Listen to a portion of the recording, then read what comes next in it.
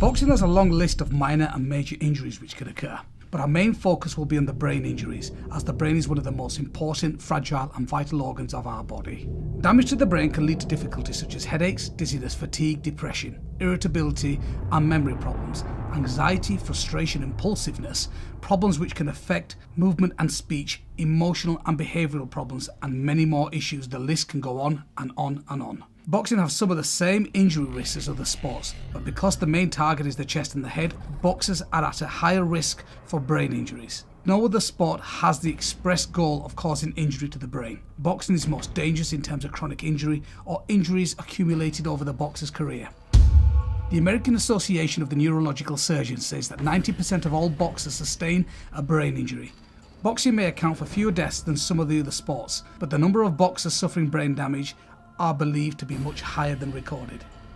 Death due to brain trauma. In the journal article entitled Boxing, Acute Complications and Late Sequelae, Hans Forstel, MD, and his team of researchers in Germany reported that there had been an average of 10 boxing deaths per year since 1900. Of these deaths, over 80% were due to head and neck injuries suffered in the ring. These injuries included ruptures in brain vessels, epidural hemorrhages and subdural hematomas in which bleeding occurs in the brain. It is just repetitive trauma to the head, like whiplash on a daily basis. The brain has very little space to move inside the skull, and repetitive trauma on an encased organ is very bad. Even if you have strong neck muscles, the punches will take its toll. So what happens? Some of them don't remember anything. That's the thing about brain damage. It's completely variable. It's variable. Like there's some guys that just, they've been knocked out a ton of times and they're okay. It's weird. Like Alistair Overeem's a perfect example. He's been knocked out a gang of times and he's fine. Like at least he appears to be. He's very lucid, right, very articulate. I mean, he's got his composure, but after fights he doesn't. You know, like when you get cracked, like he got knocked out when he fought Stipe Miocic, and this is not his fault. And I said after this that I don't think we should interview fighters anymore after they get knocked out. 600 fighters, actually a little over. 60% are MMA, 40% boxers. We have about 40 or 50 women. And from the UFC, I don't know offhand. You know, those are obviously at the elite level.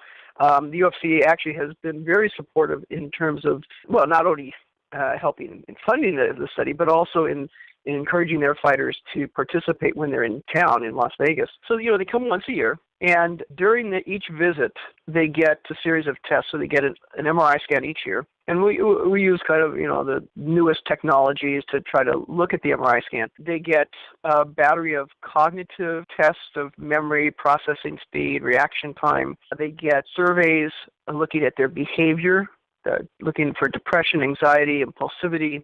We get a sample of their speech. It's been finding it, and as we follow the fighters over time.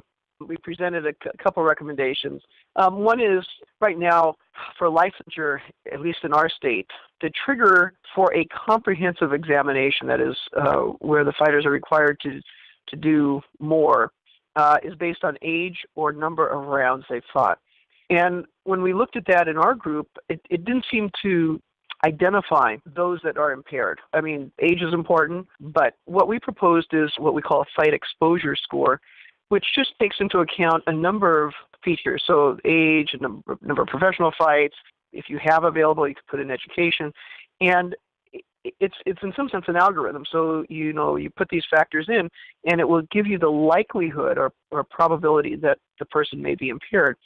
And it's a kind of a more refined method to identify individuals who are at a higher risk of being impaired. It doesn't mean they are impaired. I mean, but it might, you know, from the commission standpoint, it might be able to pick out those fighters that require further testing.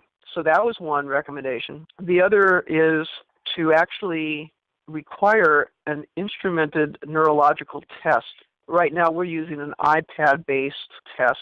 It's called the C3 Logix. And so it has measures of memory, reaction time, speed of processing, balance, dynamic visual acuity. So a number of things that are involved in head trauma. But it can be done in 15 minutes on an iPad.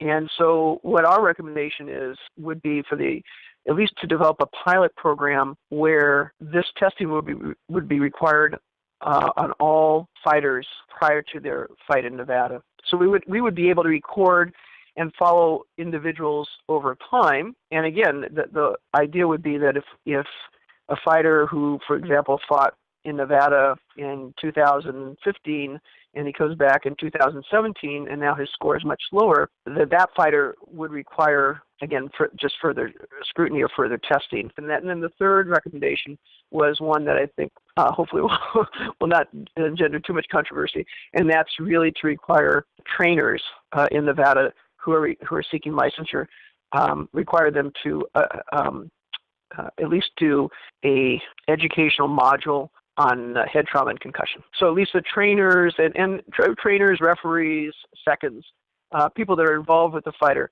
at least would have to have some training or education on head trauma and concussion.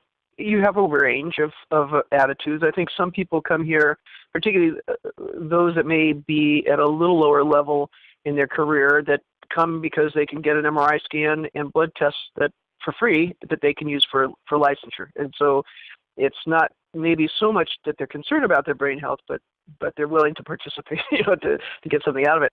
On the other hand, I will have to say that there have been plenty of fighters who go through the study and actually come back year after year because nobody's forcing them, because they are concerned. They're concerned about their own health. They want to give back to the sport.